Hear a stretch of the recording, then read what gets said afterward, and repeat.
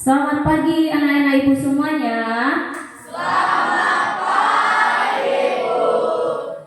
Bagaimana kabarmu hari ini, sehat? Sehat. Apakah semua hadir hari ini? Hadir. Kami akan memulaikan mata pelajaran kami, bahwa kami benda kami kepintaran agar kami bisa memahami dan bisa menjelaskan dan bisa menjawab pertanyaan yang diberikan Bapak dan Ibu guru kami.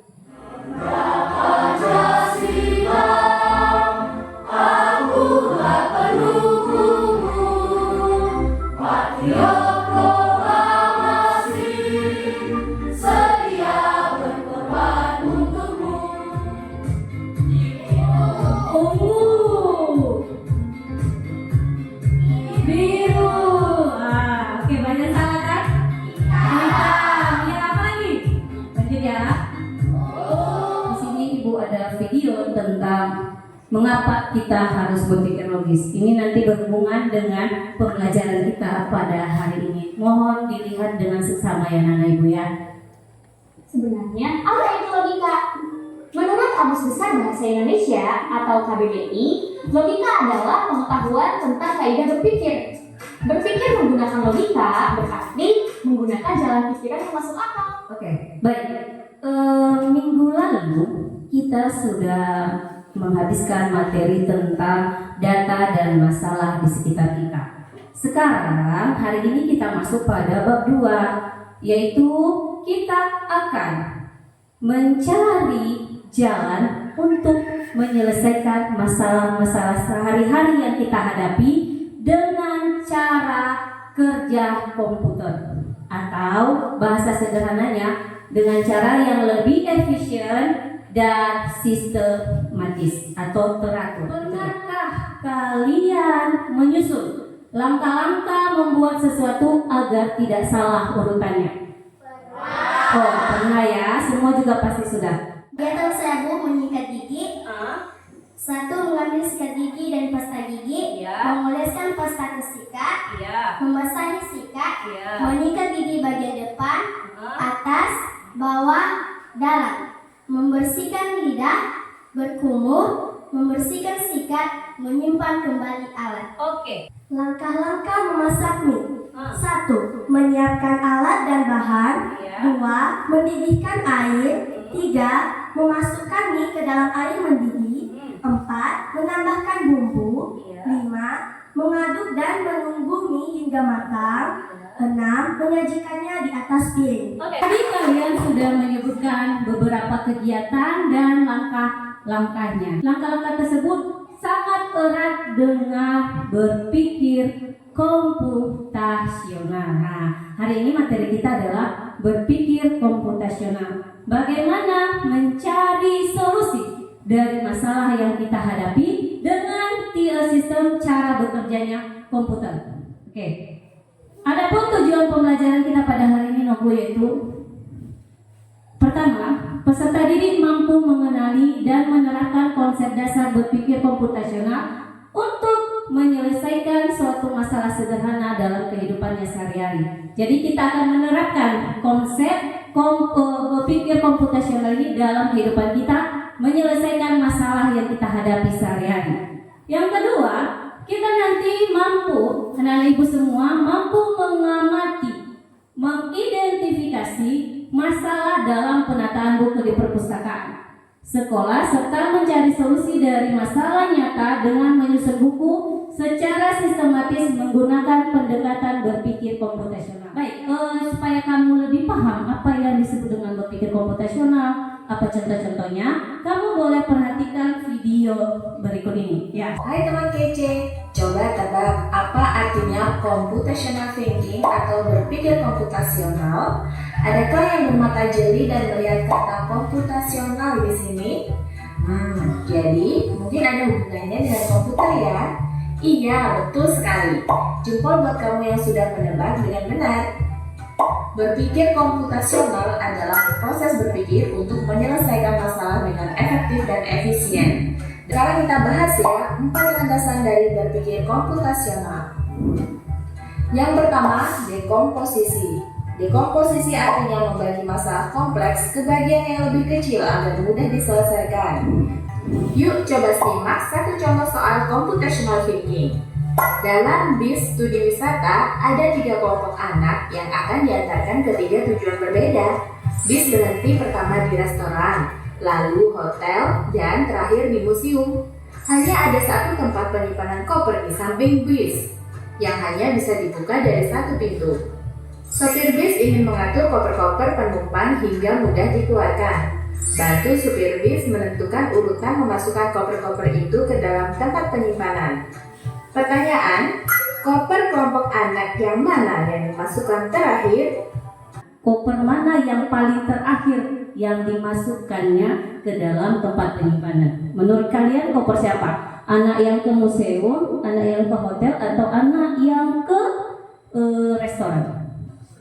Ke museum, ke restoran. Jadi ada satu buah contoh sama ibu di sini yang biasa kita lakukan di rumah. Coba diperhatikan ya Bu.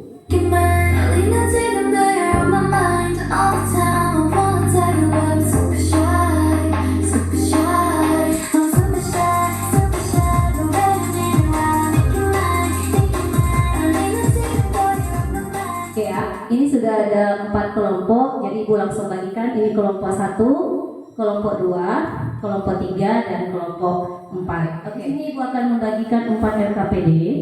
Kamu di depan ini ada petunjuknya ya Bu, coba dibaca. Kelompok 1, kelompok 2, dan yang kedua yaitu bagaimana menyusun roster. Ini kan setiap hari kamu lakukan. Kamu tulis yang mana termasuk di komposisi, yang mana pengenalan pola, yang mana abstraksi, dan yang mana algoritma, berserta kamu bikin nanti flowchart-nya. Ya.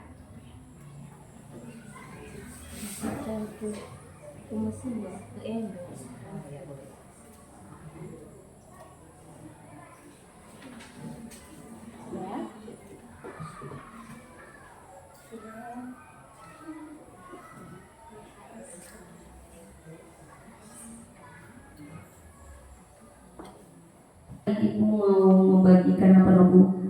Materi ajar, Ibu lupa. Ini ya. Ini. Oke. Saatnya kita presentasi. Untuk kelompok 4 tolong dipresentasikan hasilnya Bu. Boleh dipilih mau yang nomor 1 atau yang nomor 2. Oke, 55 segera ke depannya. Menyusun roster harian. 1. Memecahkan masalah.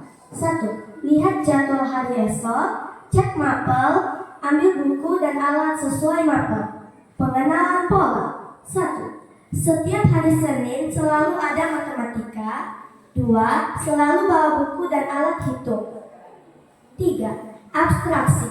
Fokus ke daftar mapel hari itu, bukan ke warna sampal buku. Algoritma. Langkah atau langkah-langkah. 1. Lihat jadwal. 2. Catat mapel. 3. Ambil buku. 4. Masukkan ke tas. Dan 5. Cek ulang. Tadi mereka mengerjakan tentang menyusun roster dan memasukkannya ke dalam tas. Hal yang pertama tadi mereka mengelompokkan dekomposisi itu, yaitu lihat jadwal hari esok, artinya lihat rosternya, baru cek mata pelajarannya apa aja besok, baru ambil bukunya, ya kan?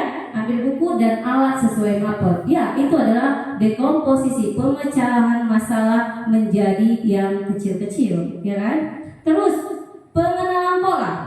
Maka setiap hari Senin, misalnya kalau kayak kita di kelas 7 kan, hari Senin ada matematika, maka kita harus membawa buku paketnya, buku hitungannya, dan alat hitung. Itu pengenalan pola. Dia tahu setiap hari Senin kan ada matematika, maka dibawa buku paket, dibawa alat hitung. Oke, baik. Abstraksi. Abaikan yang tidak perlu, lihat yang perlu. Jangan kamu melihat sampul warna buku, besok saya mau pakai buku warna pink. Tidak. Di abstraksi bukan itu yang dilihat, tapi apa buku atau fokus ke daftar mapel apa yang mau dibawa besok. Ya, itu untuk kelompok 4, gitu kan? Terus algoritmanya. Pertama, lihat jadwal, catat mapelnya. jadwalnya, lihat jadwal, catat mata pelajarannya, ambil buku, masukkan ke dalam tas, baru dilihat ulang. Iya, itu dia. Bukan kamu lihat ulang, kamu masukkan buku, baru kamu lihat buku apa yang dibawa. Ya, itulah algoritma. Berarti stepnya jelas. Dari pertama tidak bisa lompat-lompat, itu istilahnya. Itulah berpikir komputasional. Coba kalau kamu tidak menggunakan berpikir komputasional dalam masalah yang ini, misalnya, masa kamu bawa semua buku setiap hari? Ya kan? Makanya disusun berdasarkan roster. Baik, terima kasih untuk kelompok 4. Tepuk tangan untuk kelompok 4 dulu, Nobu. Dekomposisi atau memecah masalah. 1. Memilih pakaian. 2. Menyiapkan alat dan deterjen. 3. Proses menyuci. 4. Membilas. 5. Memeras. 7. Menjemur. 8. Memastikan kering. Pengenalan pola atau pattern recognition. 1. Pakaian putih mudah luntur jika dicampur. 2. Semua tahap harus berurutan. Abstraksi. 1. Fokus pada langkah-langkah penting, tidak perlu detail jenis pakaian. Algoritma atau langkah-langkah. Pilih pakaian, masukkan pakaian ke mesin cuci atau manual. Tambahkan deterjen, nyalakan mesin atau cuci manual. Bilas pakaian, peras pakaian, jemur pakaian, tunggu hingga kering. Itulah dekomposisi, memecah masalah-masalah tersebut dalam bentuk yang kecil-kecil. Itu dia.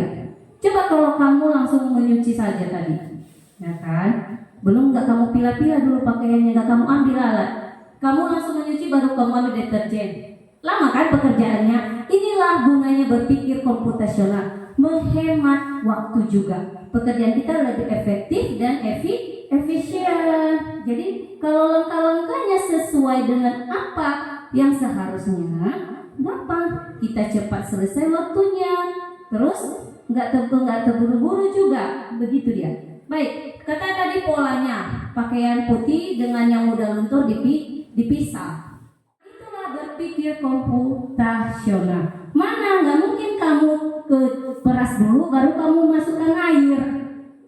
Apa yang kamu peras, ya kan? Jadi dengan langkah-langkah step by step yang teratur seperti itu dan kita memecahkan masalahnya secara yang kecil-kecil, memudahkan kalian dalam menyuci. Makanya berpikir komputasional ini sangat bermanfaat bagi kehidupan kita sehari-hari. Bukan hanya saja sistem kerja komputer, kita pun bisa mempraktekannya di kehidupan sehari-hari. Oke, terima kasih untuk kelompok 1. Tepuk tangan dulu anak-anak ibu semuanya.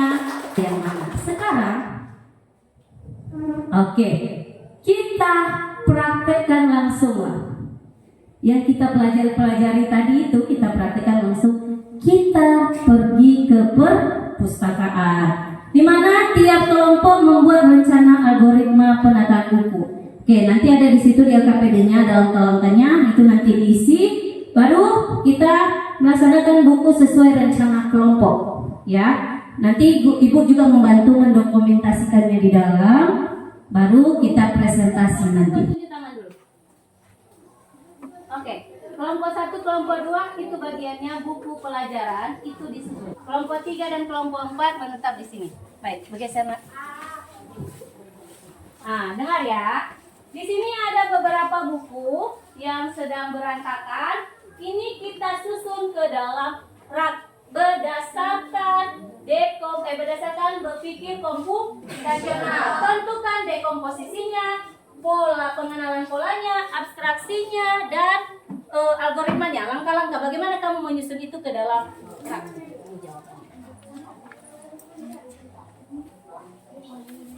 Oke, ya, menentukan buku, terus mengidentifikasi buku yang pernah susun, menentukan lokasi acara berdasarkan kategori.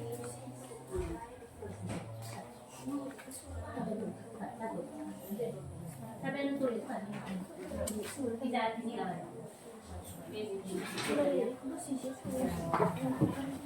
Ini apa yang di atas?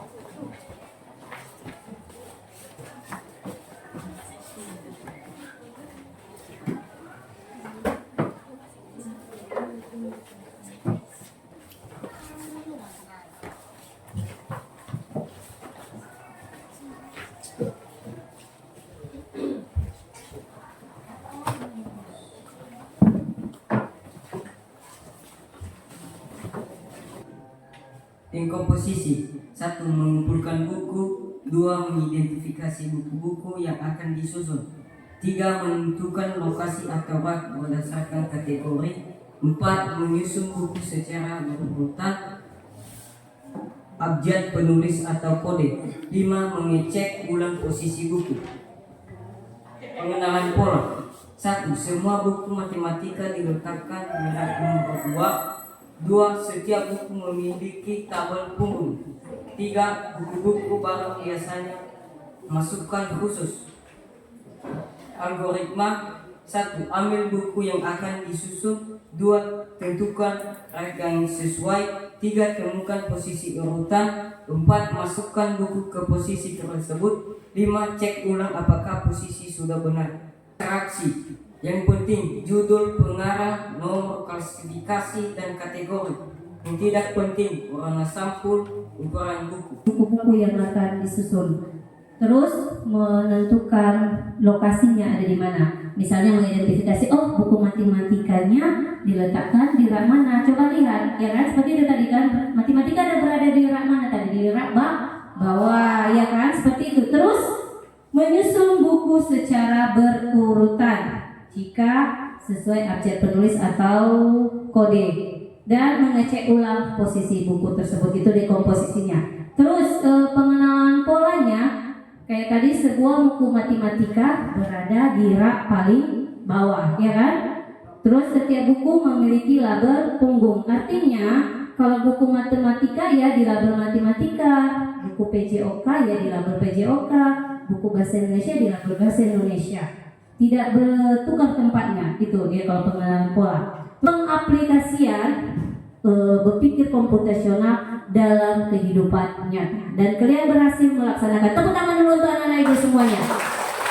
Ya, anak ibu semuanya sudah bisa membedakan yang mana dekomposisi, yang mana pengenalan pola, yang mana abstraksi, dan yang mana algoritmanya atau langkah-langkahnya. Kita silakan berdiri. Menurut kamu mana bagian yang mudah? Bagian yang mudah. 1. Mengidentifikasi jenis buku, fiksi, non-fiksi, pelajaran, referensi, dan lain-lain. 2. Menyusun buku berdasarkan abjad penulis atau kode klasifikasi.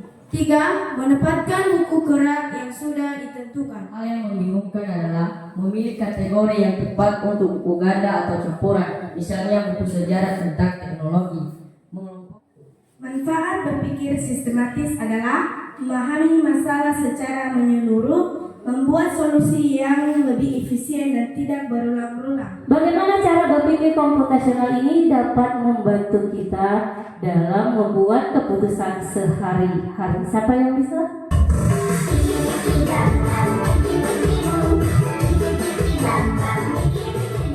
Apa itu berpikir komputasional? Siapa yang tahu dulu? Siapa yang tahu apa itu berpikir komputasional? Baik, coba silakan Bang. Berpikir komputasional adalah proses berpikir yang digunakan untuk memecahkan masalah dengan cara yang sistematis, logis, dan dapat dilakukan oleh manusia. Oke, terima kasih Erwin. Tepuk tangan untuk Erwin dulu. Ya, berpikir komputasional adalah cara berpikir logis dan teratur atau terstruktur atau sistematis untuk menyelesaikan masalah. 4 pilar berpikir komputasional. Yang pertama adalah dekomposisi, mengenali pola, abstraksi, dan algoritma. Ibu akan membagikan tugas di rumah. Oke, ini lembarannya untuk kamu semua. Sini. Nah. Minggu depan kita akan belajar tentang membuat konten digital. Untuk si Atinila juga tepuk tangan untuk Atinila. Untuk si Michael juga tepuk tangannya. Itu tadi anak-anak yang aktif selama belajar. Nah, Berikan kami kepintaran. Juga Bapak, guru kami juga memberikan mereka keselamatan. baik. Sampai di sini saja. Selamat siang anak-anak ibu semuanya dan terima kasih. Selamat siang.